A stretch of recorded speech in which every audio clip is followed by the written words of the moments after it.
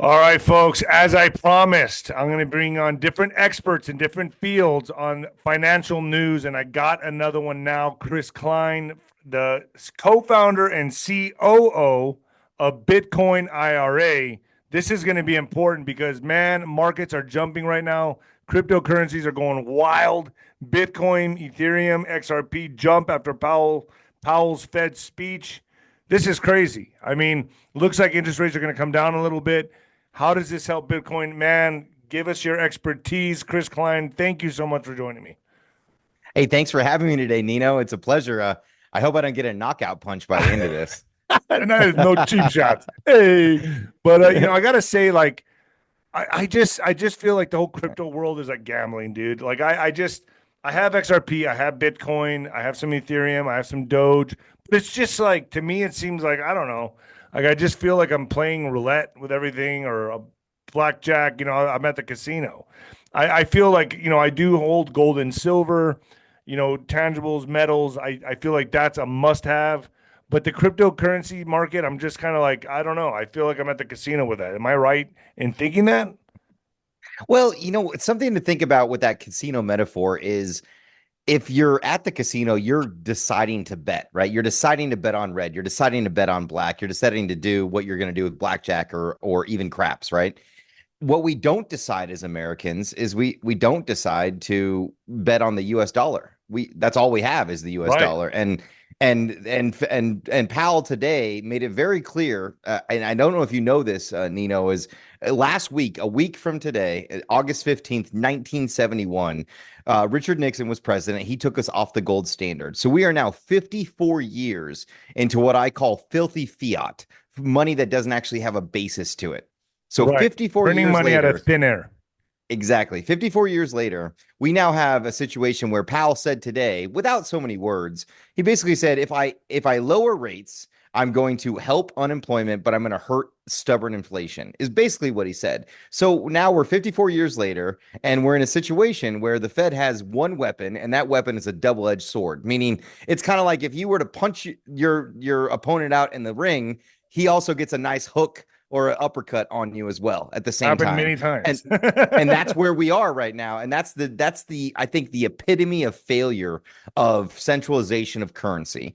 And so yeah, I think that yes, you might be gambling on some of the altcoins and other things. I don't think you're gambling on Bitcoin. I think you're making a bet that wins for the next 20, 30, 40 years. I've got it in my daughter's Roth IRA. I've got it in my IRA. It's my longest hodl strategy that I have. But yes, you're right. In short term, alt season, what's going to happen for the next 90 days after this announcement in Jackson Hole? Yes, we are all gambling, which Wall Street gambles and everything else. But if you're just sitting on cash, if rates go down, you are going to lose if you're sitting on cash because Right. your return is going to go down and everything else is going to go up. So you have to engage in something. Is it real estate? Is it gold? Is it silver? Is it land? Is it farm tractors? Is it Bitcoin, Litecoin, Ethereum? What are those things? But you have to engage in something. Wouldn't you agree? 100% and diversify. You got to spread it out, man. And Yep. so here's my problem with everything here. Like I'm not a financial expert by any means. Lord knows I went through my boxing money fast. But like, when I look at Bitcoin, that's what everyone's into right now, right? Bitcoin, Bitcoin, Bitcoin. I've been told to get into XRP, Doge, the whole thing, and I hear Doge is the most stable coin. I mean, sorry, XRP. But Bitcoin, I mean, what is it up to now? Like 60,000 or more than that? 100,000? What is it a coin right now? Hold on, let me see. Hold on. I got my block clock right here. What's it say? It's 100. 117, 180. Okay, And so that's that's gonna literally real time. Real okay, time. so that's gonna make a lot of people be like, "Oh, well, I don't have that."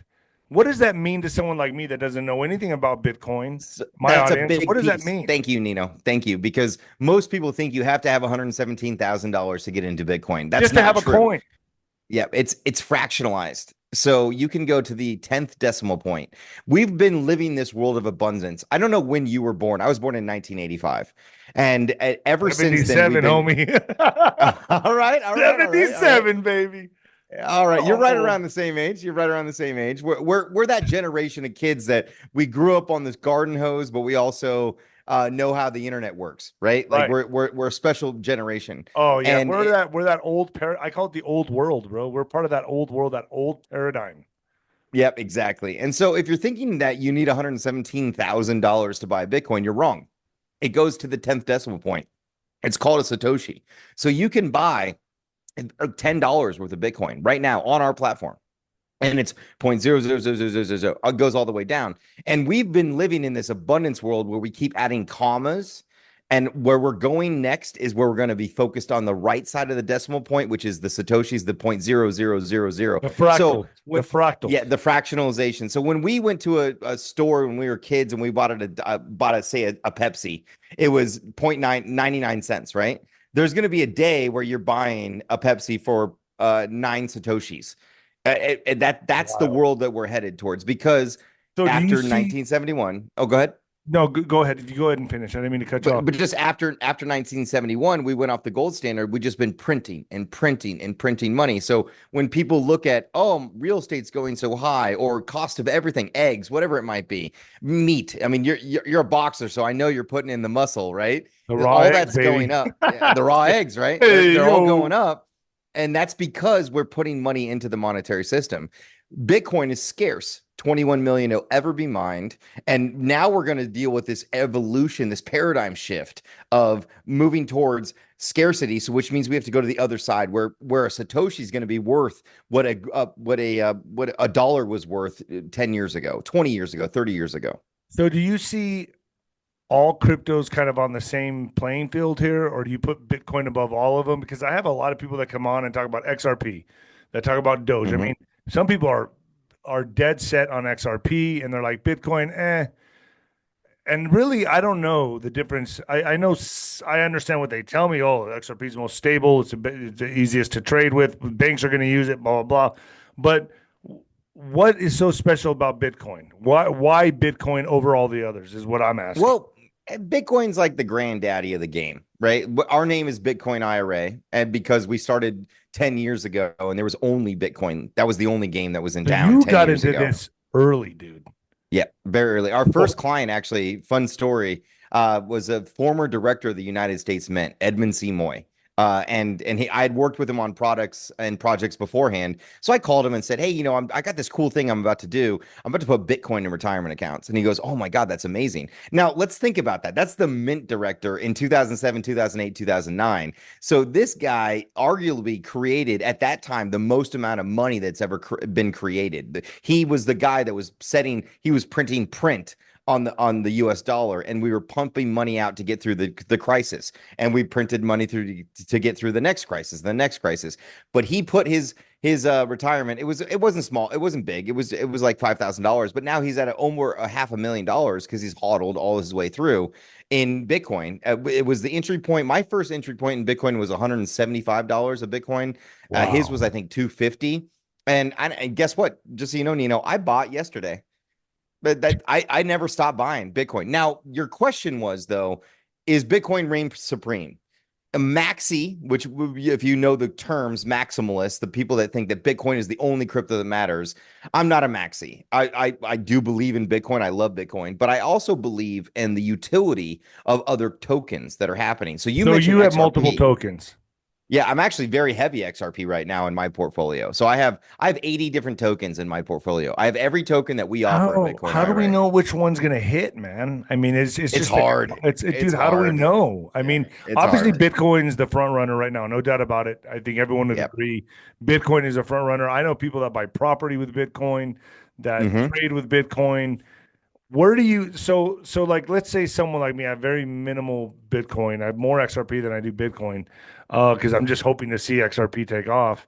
But because when I see a number like at 117,000, what you just showed me right now, I kind of get a little intimidated, and I'm like, probably like everyone else in my audience, like, we already missed the gold rush, we already missed the big bang. You know what I mean? So Yeah. am I Well, I right? called, by the way, I was on Bloomberg, Fox, and Yahoo Finance in April when Bitcoin was 76,000, and I called for $180,000 this year. So it's never too late to get It's into never Bitcoin. too late. So what Never about too like late to get someone like into me Bitcoin. that's on the exchanges, on these apps like Uphold and stuff like that, like all these different Mhm. apps, Coinbase, are those good to buy Bitcoin and other tokens, or would you recommend against that?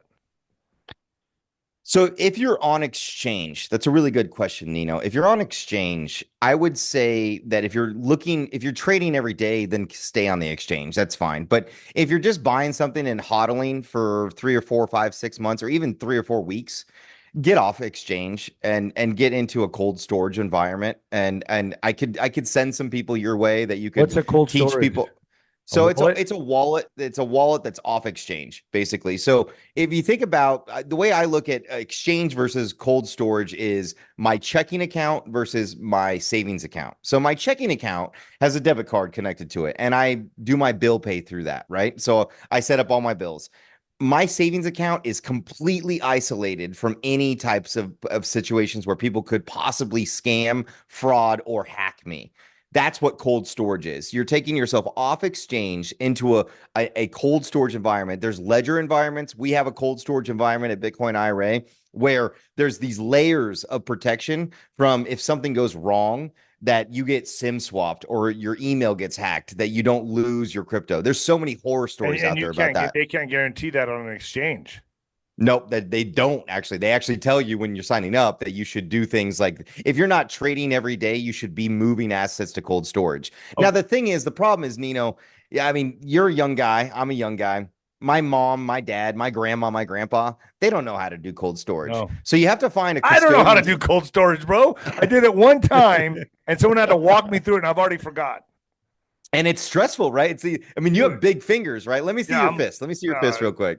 Yeah, look, you can't handle a ledger device. That's not going to happen. No. But there are these little itty bitty things that you have to do this with. There are solutions out there. So there are solutions like our platform and others that are allowing people to get access to cold storage without the headache of cold storage. It's kind of like when credit cards first came out. Back in the 1980s, when credit cards first came out, everybody was like, oh, I'm never going to need a credit card. I got cold hard cash in my wallet, right?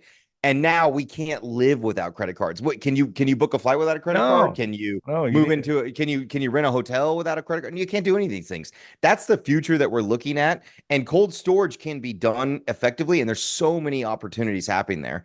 But I want to circle us back because you've been talking about XRP a lot, Nino, and I'm a big fan of it. I'm actually probably over invested in XRP right now, personally, as myself.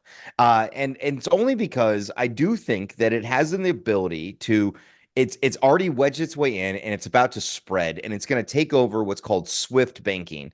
And Swift banking, quick, like 10-second explanation. Money moves all over the world all day, every day. Billions, trillions of dollars are being settled between XYZ partners. There has to be a settlement process.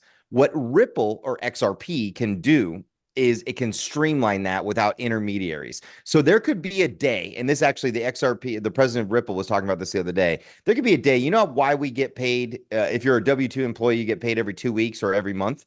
It's because the banks can't keep up. Really? XRP could actually make it so you could get paid every day.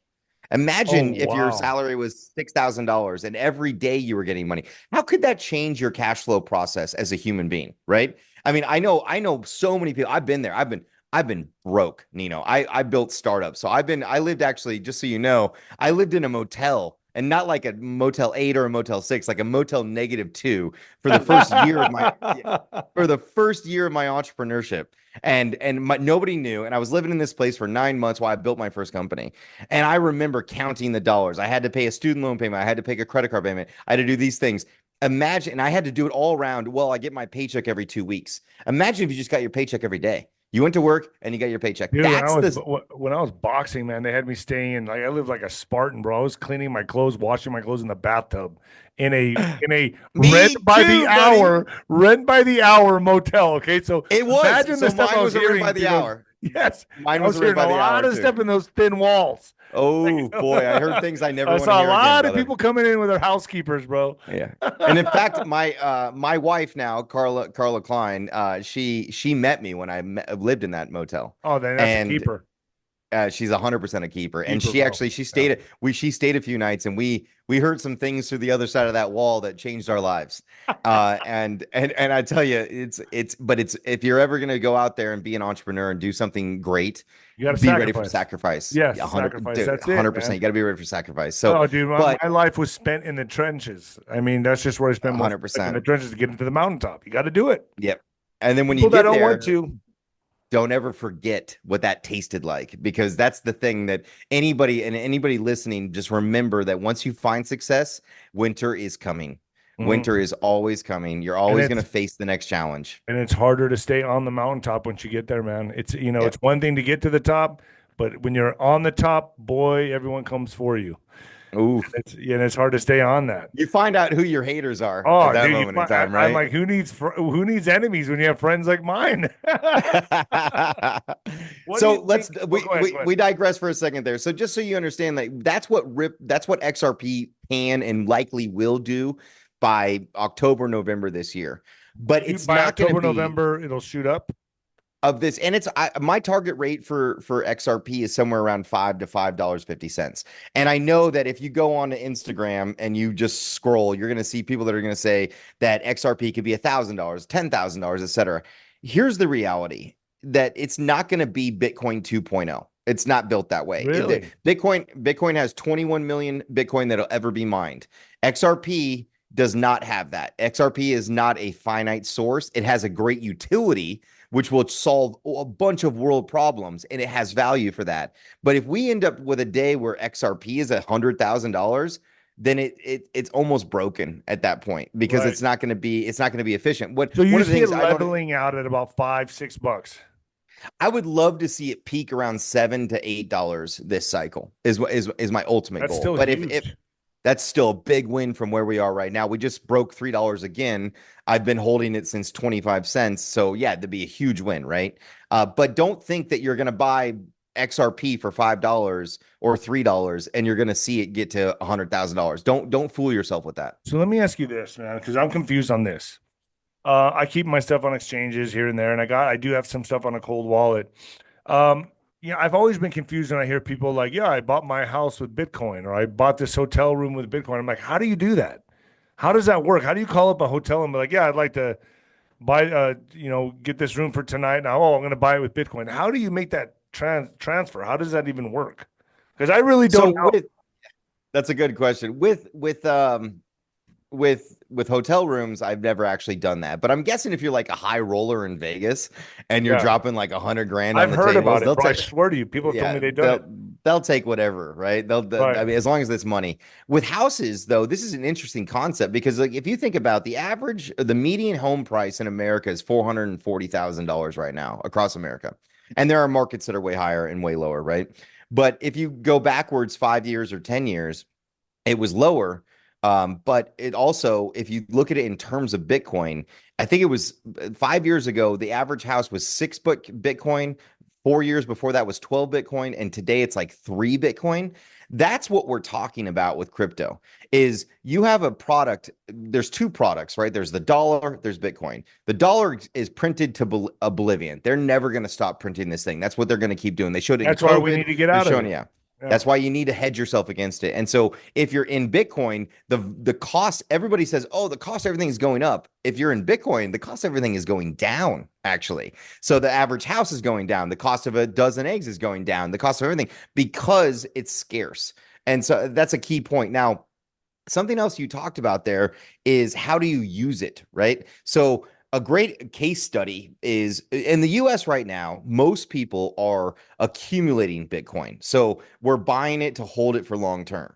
But there are places in this world outside the US, El Salvador, Argentina, Turkey, Zimbabwe, that their dollars, their currency has failed. It has now had 1,000% inflation rates, all these problems.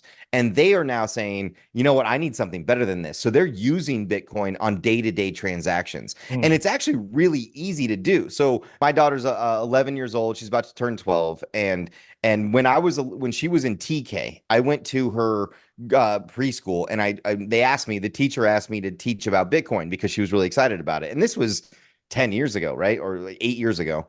And so what I did was I set up, every preschool has one of those Fisher Price kitchens or like school, Yeah. like Yeah. stores. And so so what I did was I brought 4 uniforms. I brought a caveman uniform, a Roman soldier uniform.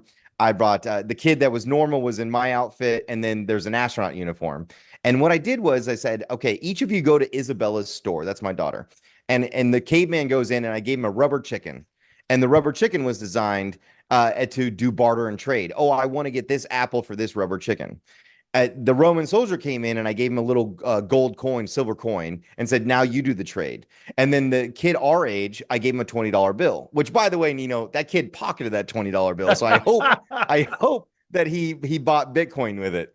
And then the last kid is I just gave him my iPhone with my Coinbase account open, which all I had to do was scan the QR code and I paid for the same thing. And I understand these kids are like 4 or 5 years old. Did they really get it? I guess I'll have to ask them in 10 years when I find them again, right? Right. But that's how simple it is.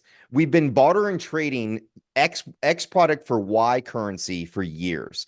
Bitcoin is just another one of those currencies for the same goods and services. That's how simple you can make it.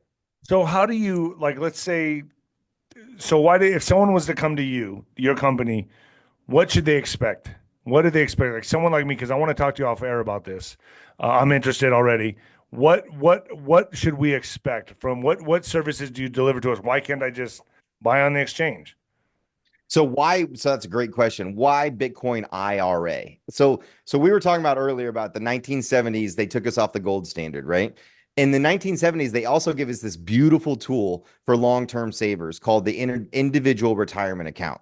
And what it does for folks like you and me and everybody else out there is if you save long-term, the government will give you certain tax advantages, which will be either lowering your tax bill today, not avoiding capital gains taxes during trades for the next 20, 30 years, or with a Roth IRA, you're eliminating your tax bill entirely. So if you put $5,000 in a Roth IRA today and it grows to $5 million by the time you're 70 years old, you're going to take that money out tax-free, FREE, 100% tax-free.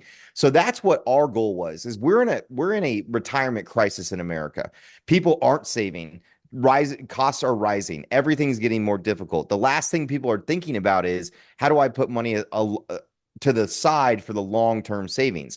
I think 52% of Americans are $500 away from bankruptcy right now. So it's a scary place to be in. That's scary. So our goal is to help Americans retire. So if you take and you put your $7,500 or $8,000 that you can put aside every single year for long-term savings, you can do it with all those added benefits, eliminate capital gains, eliminate income tax, all those types of things. So that's what our platform's built around, is if you believe in Bitcoin or any of the 80 cryptocurrencies that we have available, we are a platform where you can open an account, fund it via you can either add new money this year, contribution. You can roll over funds from a past employer, which I always say, it's like, never leave your 401k behind with your old company. It's like leaving your favorite hoodie behind at your ex-girlfriend's house. You just don't do it, right? You just don't do it. Right. Or you transfer in existing funds. And then once we move those funds over, we stay in that tax deferred or tax advantage setting. And now you can trade 80 cryptocurrencies within it. But is it like putting it in a cold wallet with you? I mean, do you guys store it like that, or how does that work? Yep. 100%. So we have what I call the Pentagon of custody. We've been doing this for a decade. So like I said, when we started this, Bitcoin was $200 a unit. So we've been around for a while. And what we do is we built with our friends at BitGo. We built an exclusive partnership back in 2015. My friends, Mike 𝗏𝗏𝗏, these guys are like the Brinks of the crypto space. They're the Brinks standard. And so what we do is we put it in a cold storage setting. And so your wallets are here. The middleware, which is us, which is you being able to buy, sell, trade, do whatever you want, is right here. And then you access that. And we protect every layer of that, be cold storage to cold storage settlements and holdings, middleware that's not connected. And then a top line, we protect you from yourself. Also, a lot of people don't realize when it comes to crypto, a simple SIM swap or an email hack could cost you your entire crypto fortune. Yeah. We protect I've heard of you that from happening. I've heard of that happening to people, man. It's crazy. So stay with me, because I want to get involved here with you. This is pretty cool. Like, I don't really know much. When I talk to people like you, I ask real amateur or elementary questions. And I think my audience honestly appreciates that, because I don't claim to know. I mean, I go into every interview, every podcast, almost like a kid, just asking questions because I'm so curious. But I think you answered a lot of them, for me at least. I hope you did for my audience. And stay with me, please, because I want to talk to you after this and get involved here. So, folks, this is Chris Kline. He knows what he's talking about. I'd like to bring you on more times to help myself and my audience, if it's possible, because these steps that you just walked me through, I needed to hear. I didn't know any of this. I really didn't. Wonderful. So I really appreciate you coming on, folks. This is Chris Kline. Where do people go to find you? What do they do? Great question. So one of the things I'm really proud about as with our platform is we never gave up the analog. So we actually have real crypto, real people. You can call 877-936-7175. And within about 90 seconds, you're going to be on the phone with experts that have been working with me for over a decade, helping thousands of people open their retirement accounts. Because here's the reality. Nino, your retirement strategy is different than my retirement strategy, different than your mom's, different than my dad's, et cetera. It's not a one-size-fits-all strategy, right? So we have people that'll help you walk through how to open an account, how to fund the account, how to trade the account. You can do that. And then also, I know that we've got a special link for just Nino's Corner, and I hope you share it down in the links. But click that. And here's the really cool part. We're part of a Summer of Freedom. I see your American flag on your chest. I love that, by the way. Sport it, man. It's the Summer of Freedom here at Bitcoin IRA. So for all the audience of Nino's Corner, if you use the link or if you call in, say that you're a part of Nino's Corner, and you have up to $1,000 in rewards coming your way if you open up an account with us. Wow. For the rest of the summer. Do I benefit the same way? Absolutely, buddy. All right, cool. Absolutely. All right. Absolutely. All right. So wait. 877-936-7175. 7175. Got it. Man, my memory's not too shay, yo.